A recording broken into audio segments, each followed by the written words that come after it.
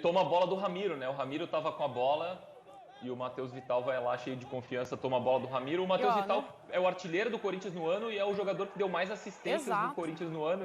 Ele não é ruim o ano do Matheus Vital, mas ontem ele parecia fora de sintonia, parecia um pouco uma voltagem abaixo do que o jogo exigia, né? Do que o jogo pedia, e isso se refletiu na cobrança de pênalti e no rebote, que é pior que o pênalti, né? Porque ele está mais perto, a bola tá sob controle.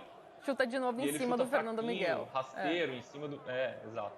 Méritos também para o Fernando Miguel, que né, fez 2 defesas, mas realmente no rebote ali dava para fazer, enfim.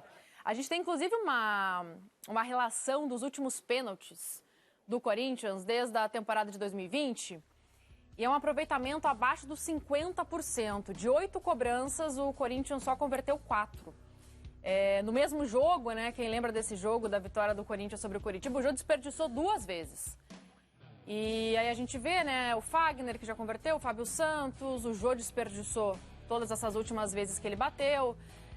Enfim, o Fábio Santos é mais esse cara, né, de cobrar o pênalti, Cereto, mas com ele no banco de reservas, um outro cara tem que assumir essa responsabilidade. O Luan também poderia ser esse cara, mas ele também desperdiçou contra o Palmeiras.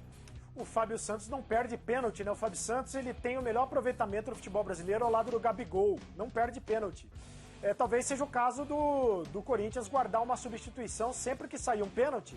Bota o Fábio Santos para bater o pênalti, né? Não é possível que não tenha outro cobrador de pênalti, né? Aí também é kicker, né, Cereto? O kicker do futebol americano. O kicker né? Isso, ele entra, bate o pênalti e sai. Entra e bate o pênalti e depois sai, talvez seja o caso.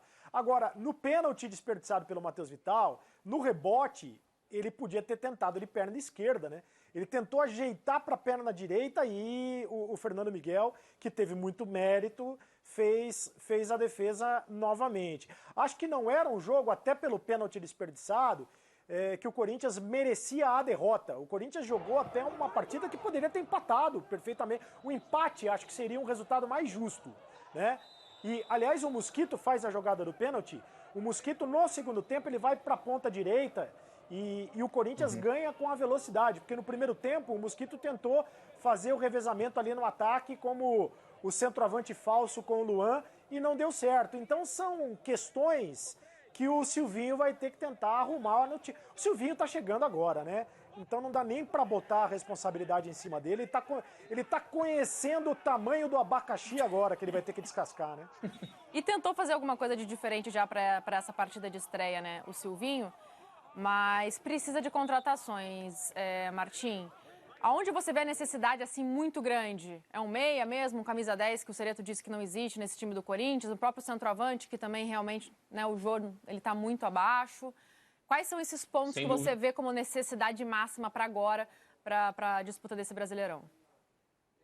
No ataque, com certeza, e um meia faria muito bem ao Silvinho, ao elenco, mas um centroavante, um atacante com capacidade de fazer gol é o mais urgente que o Corinthians precisa.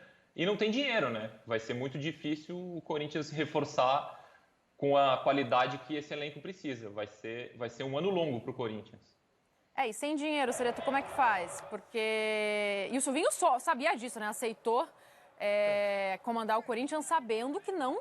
Talvez uma contratação ou outra pontual, mas realmente o Corinthians não tem dinheiro para contratar. Com esse time, o Corinthians briga pelo quê nesse Brasileiro? Briga para não ser rebaixado. Não tem... Isso é a realidade. É a realidade. O Corinthians vai brigar para não ser rebaixado. O que conseguir acima disso é lucro, né? E não tem dinheiro, não tem o que fazer. O Corinthians não vai contratar, isso está muito claro. Pode ser que venha alguém, uma contratação ou outra muito pontual dentro do mercado, mas o Corinthians não vai contratar. O Silvinho sabia disso. Aliás, a primeira coisa que o Silvinho tem que fazer é tirar esse terno, hein? Porque não combina com o Corinthians, hein, Martim? Vamos falar a verdade. Tava estiloso. O Corinthians é povão. O Corinthians é povão. Entendeu? O povão só coloca terno no dia do casamento e olhe lá. Entendeu? Então, o Silvinho tem que primeiro saber disso. E ele deveria saber disso, porque afinal de contas ele é cria do terrão, né? Ele foi revelado no terrão. O Corinthians é povão. Agora, dinheiro, não tem dinheiro e não tem o que fazer. Não dá para fazer milagre, muito milagre sem dinheiro. Vai ter que se virar com o que tem. Estilo europeu. Tava friozinho em São Paulo, o quê? Meteu um terninho. Né, Martim?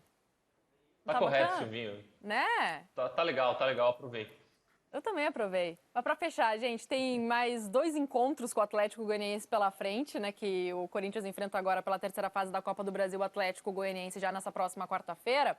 O que dá para mudar nesses 2 dias? O que o Silvinho tem que fazer para tentar pelo menos arrancar um empate com o Atlético Goianiense nesse jogo da Copa do Brasil? Olha só, do ponto de vista da tática e do ponto de vista da estratégia, é claro que tudo pode mudar, mas acho que não vai mudar muita coisa. Agora, da questão dos jogadores, o Silvinho pode mudar. Aliás, ele pode e deve. Por exemplo, o João Vitor deveria entrar na zaga ao lado do Raul Gustavo, né? Porque o João Vitor joga mais hoje que o Gil, e o Gil tá jogando torto pela zaga central, porque ele é quarto zagueiro, embora seja destro. O Camacho jogou muito mal ontem, muito mal. O Gabriel tá machucado, talvez o Cantígio tenha que ser o titular.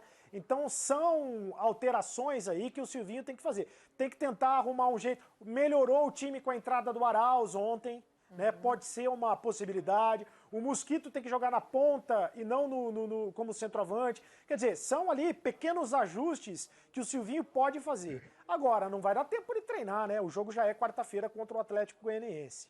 Você concorda também com essa mudança na zaga, Martinho? O João estava muito bem ao lado do Raul, né? Eu também não entendi a entrada do Gil ali na zaga ontem.